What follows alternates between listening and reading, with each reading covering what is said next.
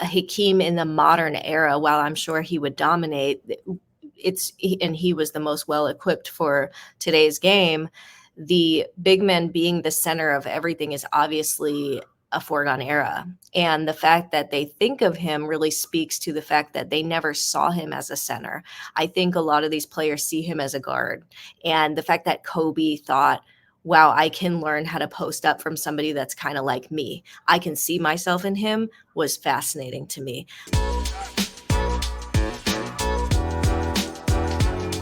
With Hakeem Olajuwon, like before this book, in terms of his presence, because I'm always interested with international players specifically, like how much of an influence in terms of like since everybody's hoop heads, anybody who's interested in basketball has like their top 10. So in terms of Hakeem Olajuwon, like where was he in terms of your list of players? Where you're always fascinated by him, or was he kind of off the radar of like the players that you grew up watching?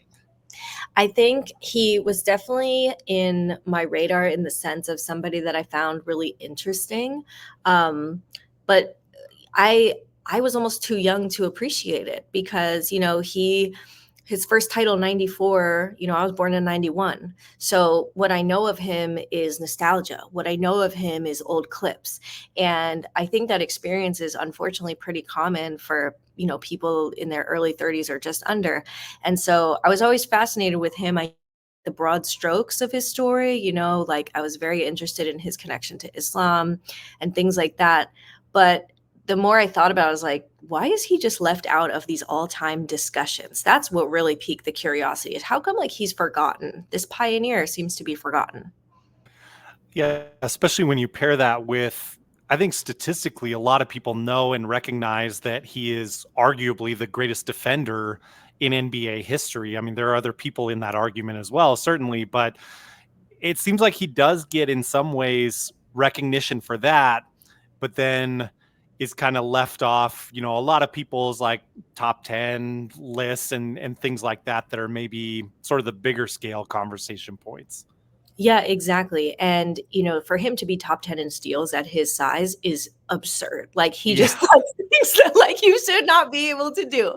But I think, for the fans, I don't want to use the term casuals, but for people that aren't in the know, yes, like they may not know him, but to see the reverence that current generations, past generations of players have for him, I'm like, okay, we need to bridge the gap between how, these current NBA players, they seek his services, his mentorship, but how can the average person who loves basketball come to know his story? That's what really piqued my curiosity.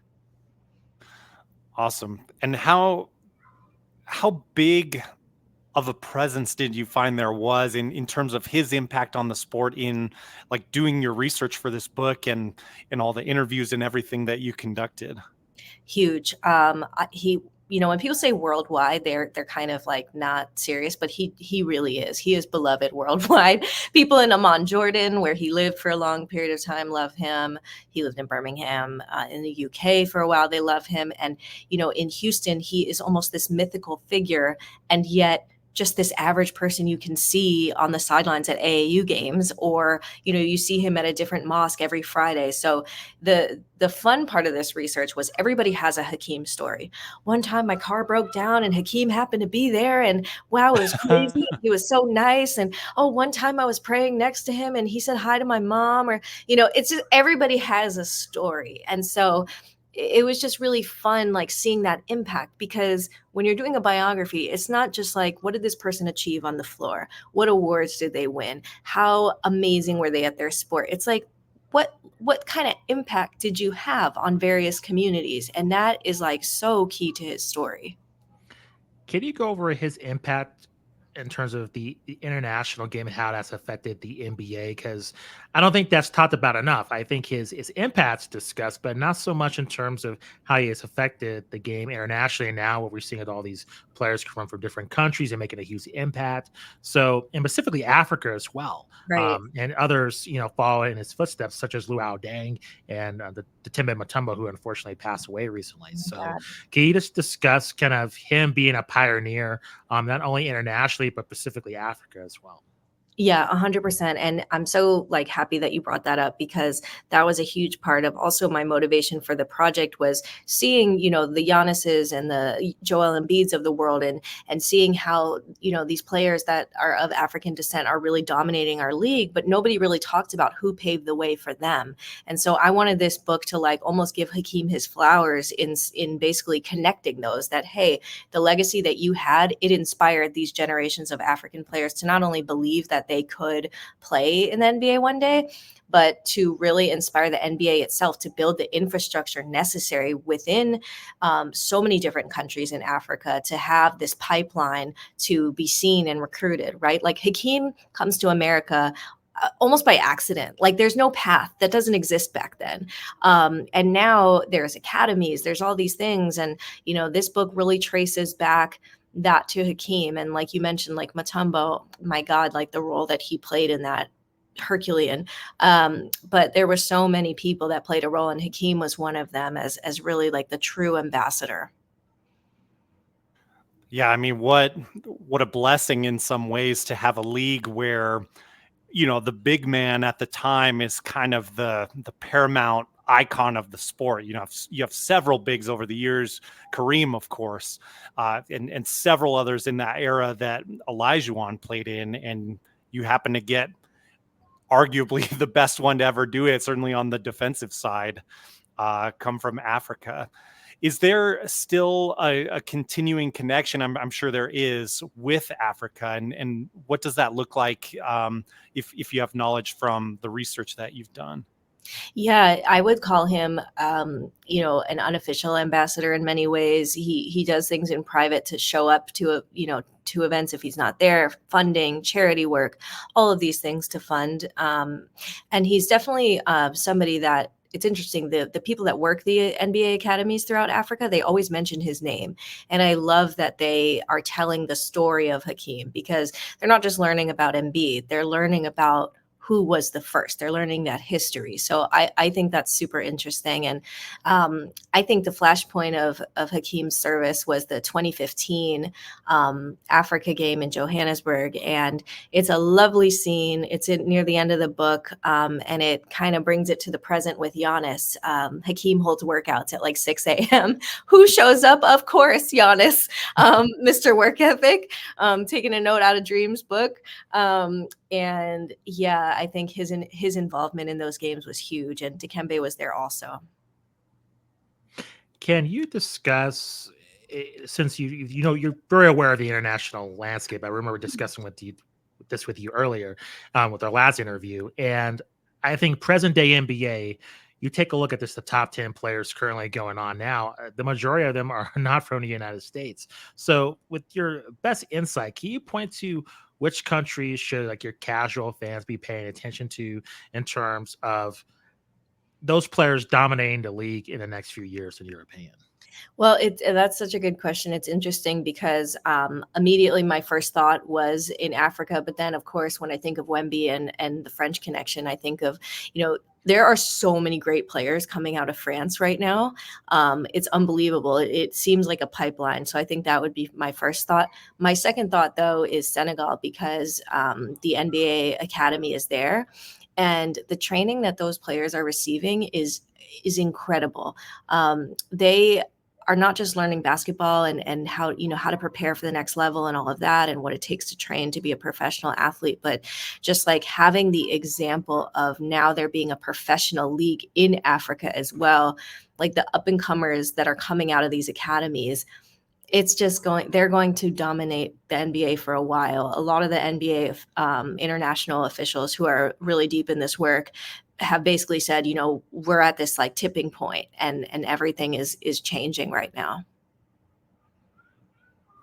Want to go back to Olajuwon, and you mentioned like the work he did with Giannis, and it seems like always at least a handful of people you hear about that are going to work with Olajuwon on footwork in the post, among other things.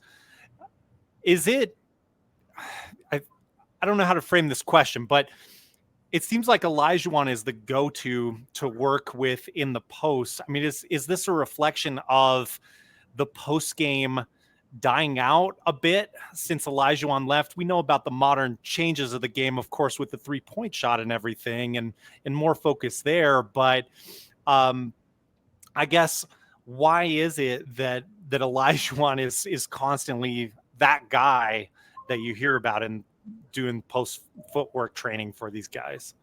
Yeah, it's so interesting, right? Because Hakeem in the modern era, while I'm sure he would dominate, and he was the most well equipped for today's game. The big men being the center of everything is obviously a foregone era. And the fact that they think of him really speaks to the fact that they never saw him as a center. I think a lot of these players see him as a guard. And the fact that Kobe thought, wow, I can learn how to post up from somebody that's kind of like me, I can see myself in him, was fascinating to me.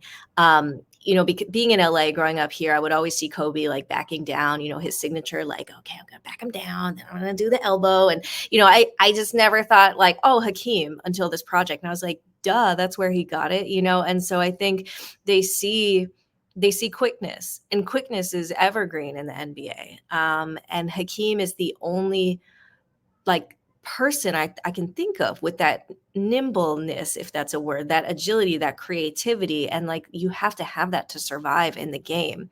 I also think it's amazing considering that Hakeem is not on TV like Kenny Smith and Charles Barkley and Shaq. And yet these players continue to seek him out. So it just shows like, if fans don't know his legacy, the players know, and they always come to him.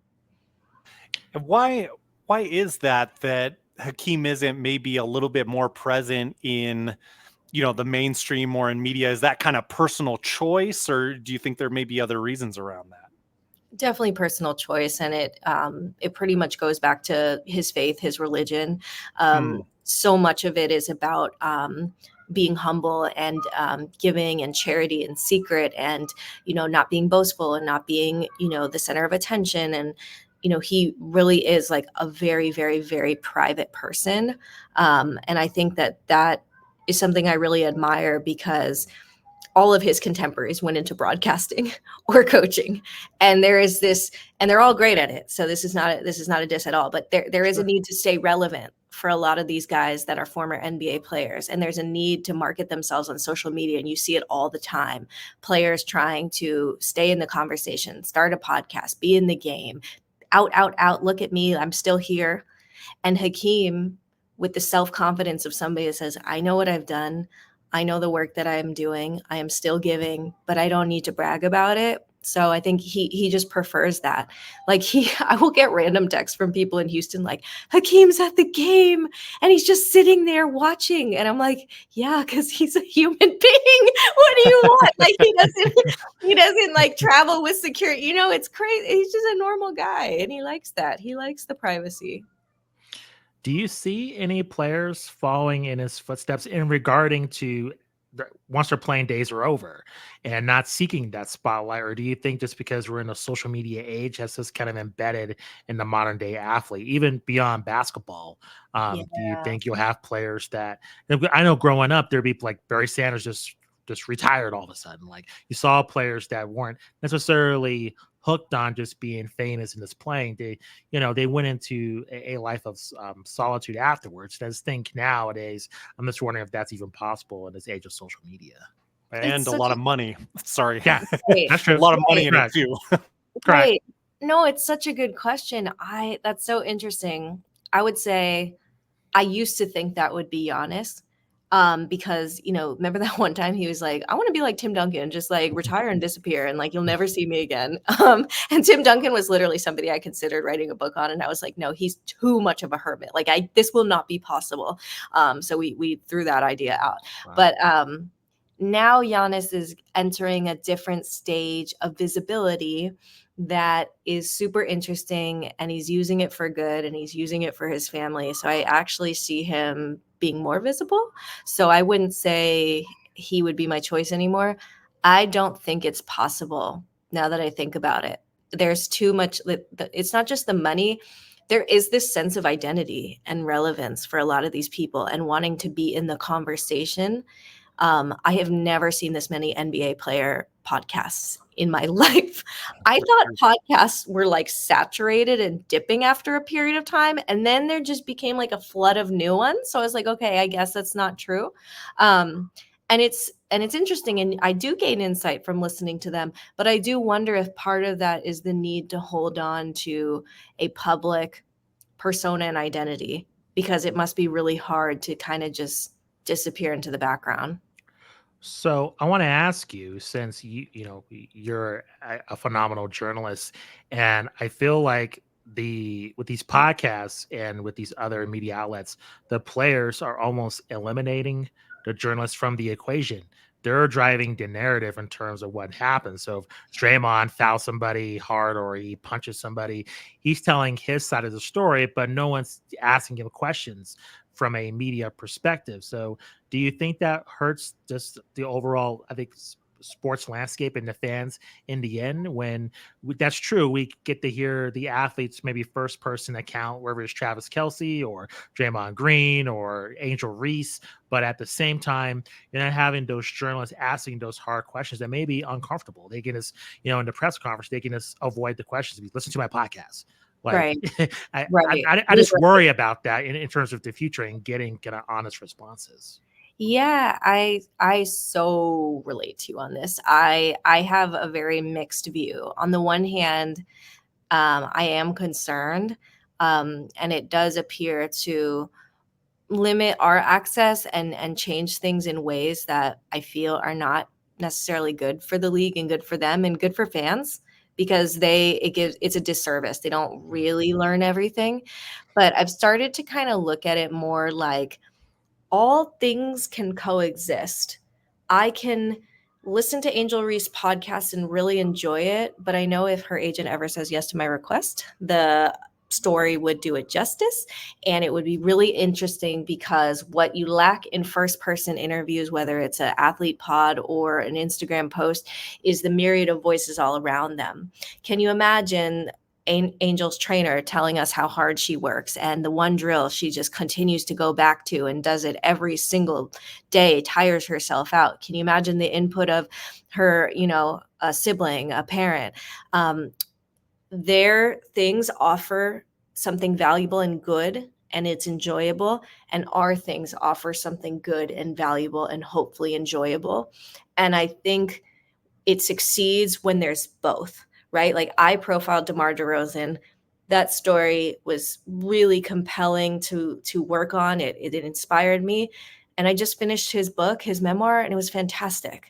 And there were things that were in there that were similar to what was in my story, but there were things that weren't in my story that was in his memoir that I thought were fantastic. And so I just think, like, there's no fighting it. This is different, but all things can add value.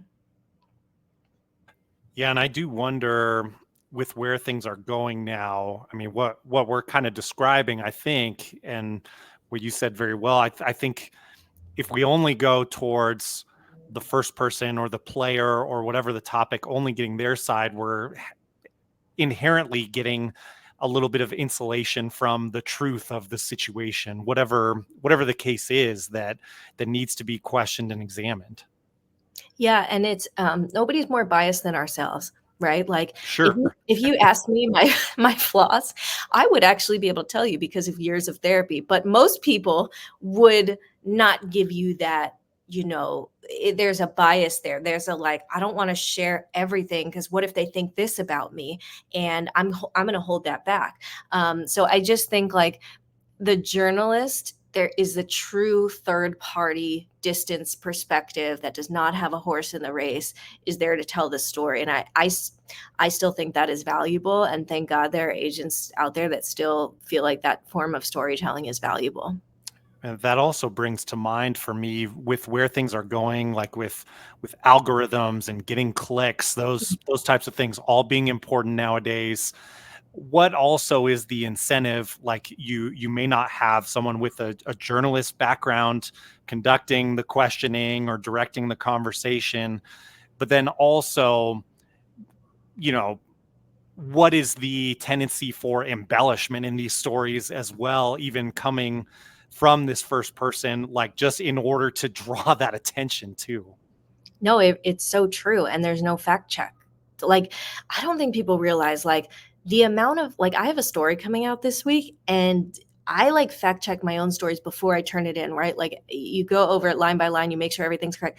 The questions that our fantastic copy edit team and fact checking team ask, and they get to the nitty gritty of, oh, actually it was da da da da, like it goes through this insane process of fact check.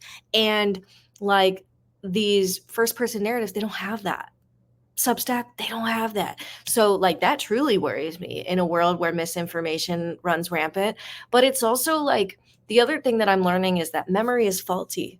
So you can remember one thing one way and I may remember it another way. And that may be because of our own perspective life experiences and the things that I may be attuned to or you may be attuned to. And the truth is always somewhere in the middle. And so it's very hard to say. And so I think of it like, okay, that's Angel's perspective. Here is the perspective of her mom. So I think couching it in that instead of like, here's the unvarnished truth from me. I think that is like something that athletes say. And again, it can be incredibly valuable. And I love memoir. Like I was cleaning my apartment, Viola Davis's memoir, one of my faves. But I'm sure somebody would do an absolute killer biography of Viola and interviewing other people. It would be such a great read, but they can both complement each other.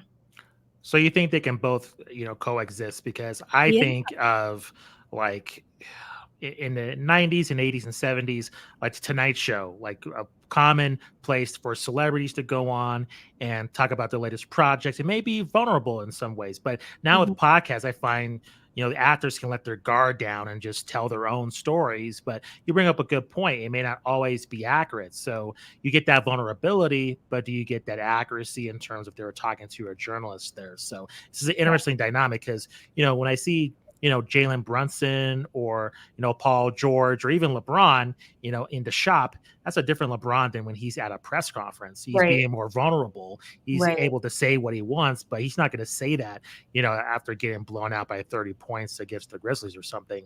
Right. I'm just wondering where that dichotomy is, because I do find that fascinating when you get to see that vulnerability, but you bring up a good point to where you may not get that accuracy or the full truth. So I think there's like a trade-off between that.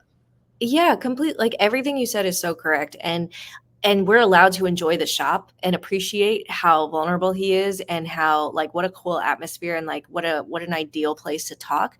And also know that if he decided to ever participate in a story again, which he won't, that would also be awesome. I think like the internet, this is where I land on it. The internet slash media is too crowded to think there is only one way to tell a story. There are just, it is infinite, and we cannot gatekeep that there is only one way. I wish we weren't in this way where I'm fighting with access to get 10 minutes in the corner of a locker room with a sweaty football player. I wish that wasn't my life, but that's the situation. So I think we're all just trying to adjust in real time. I want to shift and I want to focus on Hakeem in the 90s and his contemporaries with him, Patrick Ewing, Shaq. Mhm. Where do you find in terms of what you dug up in your research between the dichotomy between all three of these players?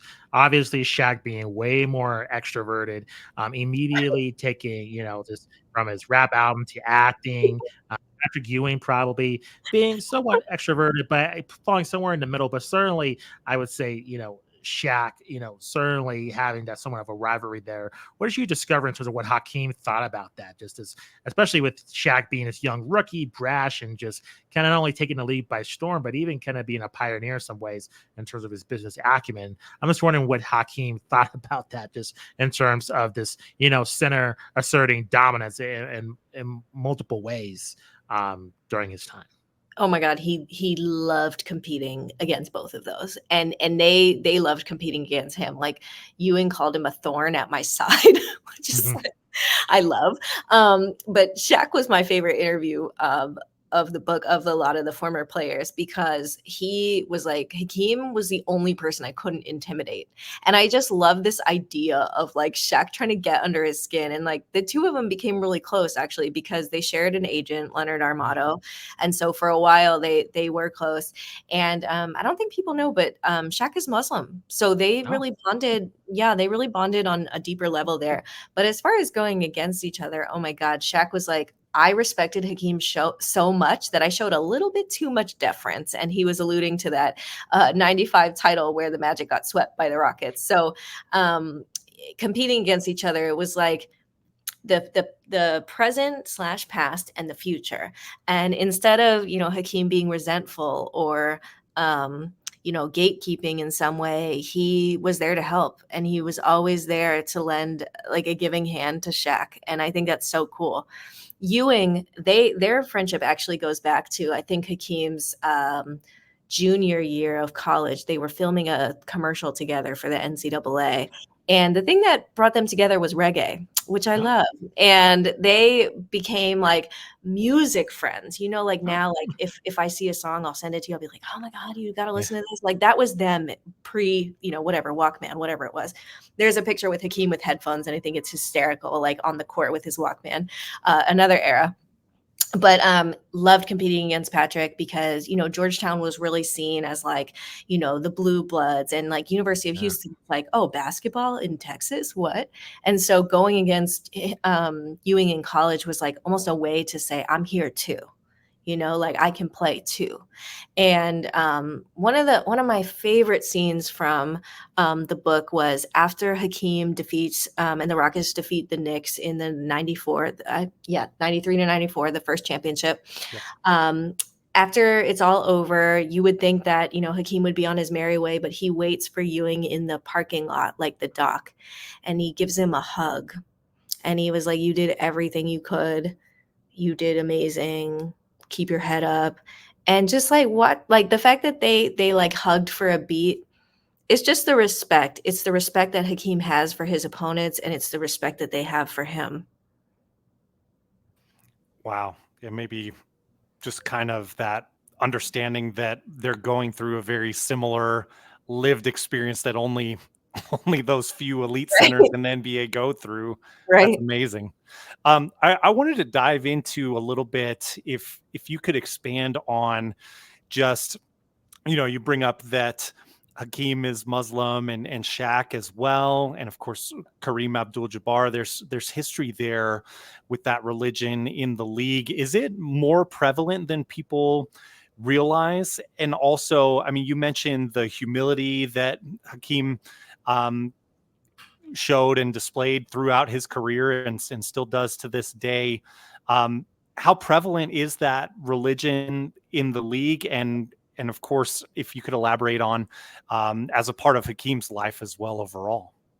Yeah, it actually is more prevalent. And even at the time of while Hakeem was actually playing, people don't realize that he got the inspiration to play while fasting during Ramadan from Mahmoud Abdul Rauf.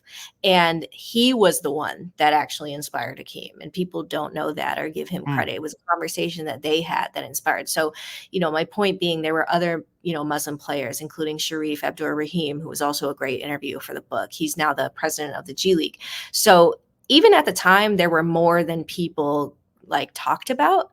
And now I do think that trend has continued. I'm forgetting the player's name, but he helped UConn win a championship. He might be in the NBA now. I'm losing my mind, but he was very much inspired by Hakeem and very deep in his religion. I think sometimes current athletes are more hesitant to talk about religion, and that's why we don't hear about it. But the thing with Hakeem is like he wasn't even advertising it. He wasn't even like trying to talk about it. They would just ask him about it. And so it became a thing that he talked about. But I think perhaps the reason why these days you don't hear about them fasting is because nobody asks and nobody says it. The fact that religion, was so it was really the catalyst that allowed him to evolve as a person and as a player and turn him into a championship player. It really showed that, like, for him, religion wasn't something that you do or even think about. It's a lifestyle. And like that's the word that everyone around him kept bringing up to me. It's his lifestyle. It's more than just something you cherish. It's just your life. It's everything. In the mosque that he owns, so he owns a mosque downtown in Houston, and it's a beautiful space. He like converted it. It was a former bank, and in the library upstairs is his Olympic gold medal from '96 and a ball from the '96 Olympics that he signed. And there are these benches, and I was talking with the director there, and he's like, Hakeem comes in here to study the Quran like all the time. And I just love this image of like him just studying, and it's just like when people say they are religious, I do know people like that, but he really like actually means it and lives it. I want to ask you, you mentioned Hakeem's prevalence in Houston. Just through writing the book, what was his relationship with Yao Ming? He's another big influence in Houston and another big influence within the game of basketball internationally. What was their relationship like? Yeah. Oh my God. So the reason why I had such a visceral reaction is because one of Hakeem's teammates, who now is a broadcaster for the Timberwolves, worked for the Rockets for a period of time, and he saved this workout between Yao and Hakeem. And I got to watch the full workout. It was like an hour and a half. It was one of the coolest things I've ever seen in my life. Like Yao, we know he is not Hakeem. He is not light on his feet. Different player, different body, quickness not there, gifted in his own way, totally different players, right? Hakeem is like doing the moves and showing him the shakes, and he's like, he's not on the side, he's literally in the court like doing it. And then Yao would do it, and you could see Yao like could not turn fast enough, and Hakeem would do it again, and then Yao, and it was like this 1-2 for hours, and Hakeem is like sweating so hard, and I'm like, oh, the teacher is still like a hooper, and so the excitement on Hakeem's face when Yao finally pulled off some of the moves, it was so moving. And at the end of the workout, they like came together, and Hakeem thanked Yao for working with him. Like thanking Yao, like that is the most Hakeem thing ever. And Yao is just was so impressed by Hakeem. He was so in awe of him. One of my favorite things that I discovered was Hakeem actually motivated Yao to play basketball. People don't know this. When Yao first reluctantly like started playing basketball, they had like an off day, like an off practice day where they didn't have to meet, and the Knicks were playing the Rockets in that championship. That was Yao's first NBA game that he ever watched. And Wow. he's like seeing Hakeem, and he's like, oh my God, like this guy, like he's an international player like me. And then Yao started to see the way that Nigerians like completely like, rallied around Hakeem. And he's like, I want to do for my country what Hakeem did for his. So that is really, really cool. And the Yao was also mentored by the same mentor that Hakeem had, Carol Dawson, who used to be a Rockets assistant coach and GM. He just passed a few days ago, unfortunately. But so they shared the same big man coach through all those decades. The coaching tree is like insane. And how crazy that it just so happens the Rockets end up drafting Yao after all that. How cool. The way the Rockets like control the draft is just beyond me. Like there could have been a whole chapter on like, how they gamed the system and got Hakeem and Ralph Sampson back to back. And did they really tank? I wanted to do that, but I couldn't prove that. But yes. Is there any part of Hakeem in the past, and maybe you don't know, that wanted to pursue more like direct coaching, either like assistant head coaching role, or is it, I mean, he has a lot of freedom with the consulting that he does and things like that. Have you heard of any like inspiration or desire to, be on an NBA bench? Because I assume it would have happened more seriously had he wanted to. Yeah, I have not heard anything specifically about him wanting to. I think for so long he was like a de facto coach with the Rockets, so he would always be on the bench without being like in that official capacity. And so I think I don't know, my personal opinion is that it so speaks to like his desire to be behind the scenes and the true joy he gets from mentoring and giving to others without having to like be so front and center. The other thing is like when he was really doing that, he was also living in Amman, Jordan, and coming back and forth like half the year Amman and half the year Houston. So I think travel was a big part of it, and he has a lot of young kids, so that probably had something to do with it as well. But yeah, I think he would be a fantastic coach. It's funny.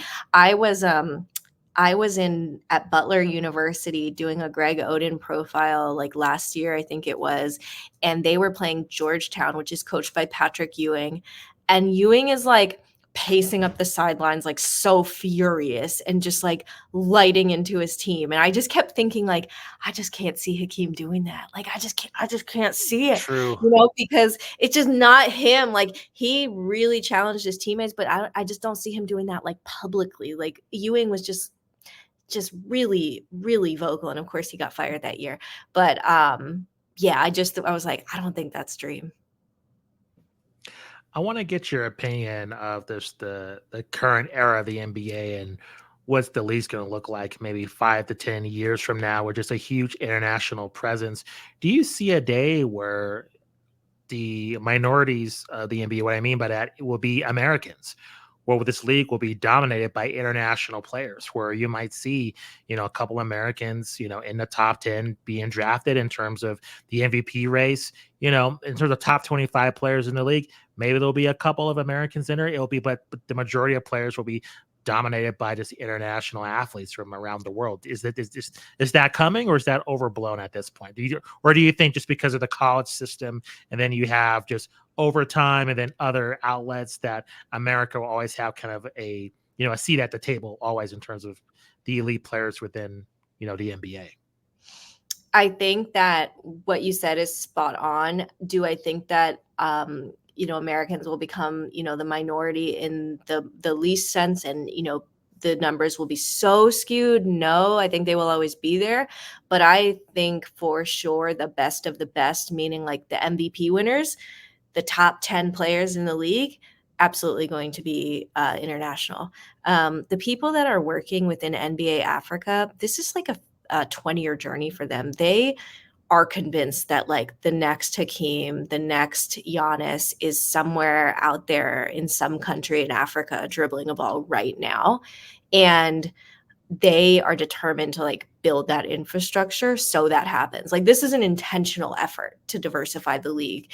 There was a study I cited at the end of my book, so forgive me if I don't get it exactly right, but the New York Times did a study just about Africa in general and how so many countries are booming with different technology and really progressive ways of thinking. And I think the stat was 1 in 4 people in the world under 30 are coming from Africa.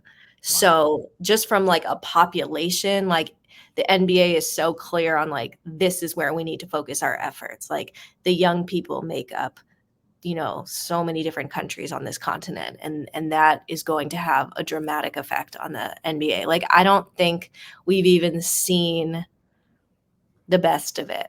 Like it's definitely, we're in the middle of serious change.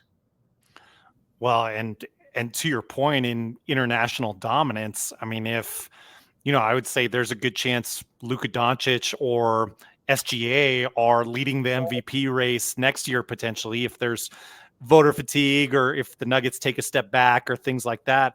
I mean, that's still an American drought for NBA MVP for maybe the next 2 to 5 years, depending on how it shakes out. Maybe we should work on our fundamentals and not have players, in gyms playing 9 games in a weekend. I don't know. I think there's something to it. Hear, hear. Yes. I was in those gyms growing up. It didn't make me better. It made me injured all the time. So you think there's a problem with coaching and just how players are Yeah. developing in the United States? Could you elaborate on that? Yeah, like going to an AAU tournament is like not just a COVID super spreader, but it is just the most uncomfortable atmosphere. There are like these, especially in California where I am, where these top, tournaments are. Like I went to a lot of Compton Magic games last summer. There's like 20 courts in these facilities. And, team one on the far court is going to go play that other team right after this game. And you just feel like these kids are just being shuffled from court to court to court to court. But like, I truly wonder, are they even practicing different, defenses and strategies and things? Because, a lot of these top players, they fly in to play with these teams. So they're not like working out with them on a daily basis or nightly basis or whatever. So, I mean, I think now what is cool is that NBA trainers and really like skilled specialists are now able to work with college athletes and younger, even high school. They're starting that training now. So I actually do think that's pretty cool. Like I always see clips like so and so is working out with so and so's trainer, and I'm like, okay, we are starting it young, but we need that in 5th grade, not junior year of high school. Not to put too much pressure on these elementary school kids. No, that's so well said. And I also think, to your point, I just wonder how much, and we're seeing international communities catch up as we've been discussing, but I just wonder, AAU in terms of translating to when factors of competition are equated and you don't have like players flying in to play on this special team and things like that.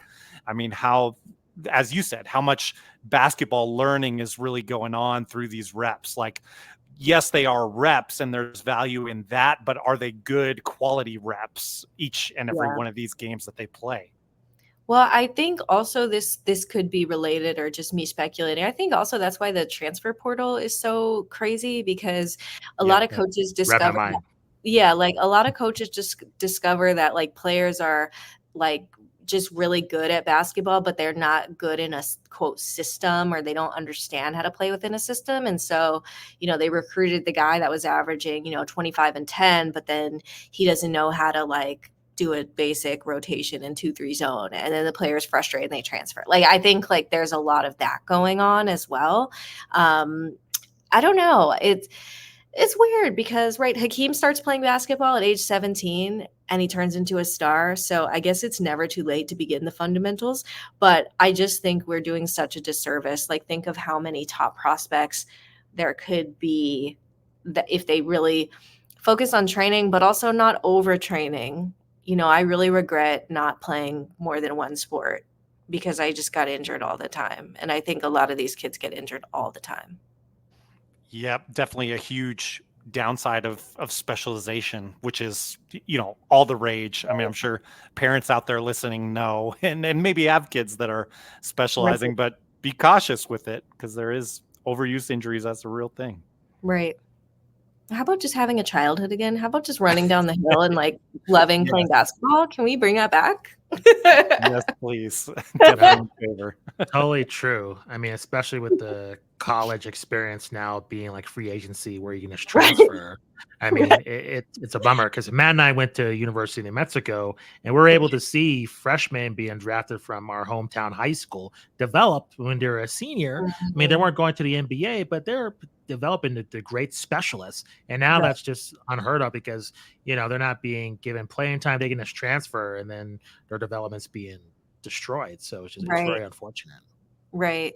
Yeah, I'm also like working on an article that involves NIL, and this recent kerfuffle with the UNLV quarterback is like really just throwing a wrench in everything. I just think there's just no guardrails. I don't know what's going on.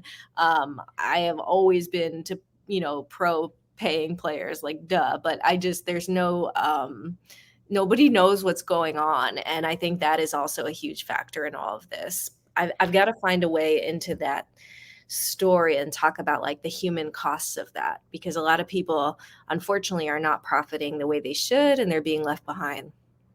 No, that's totally true. We can do another hour on NIL. Sorry, I just No, we've covered NIL. I think it's just very interesting, and I'll let you go on this point unless Matt has another question. It's just I've been for NIL, but just some information that's come out in terms of if a player gets $1 million, but they're not given $1 million.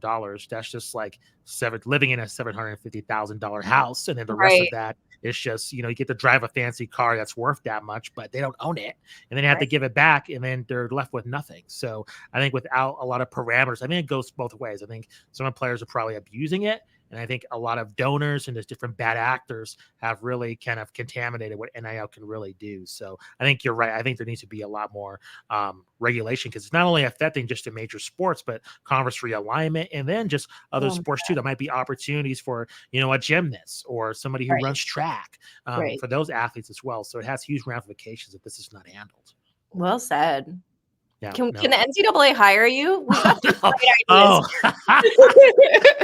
I don't know about working for the NCAA. Oh my goodness. They need some help. That's As long as true. you still jump in on our interviews, Justin. That's right. That's right. I'll co-sign. Deal. Mirin, this has been a fantastic chat. Thank you very much for spending some time with us. Can you please let our audience know where they can find you on social media, your upcoming projects? Please plug the book again, anything else that you're have on the horizon as well.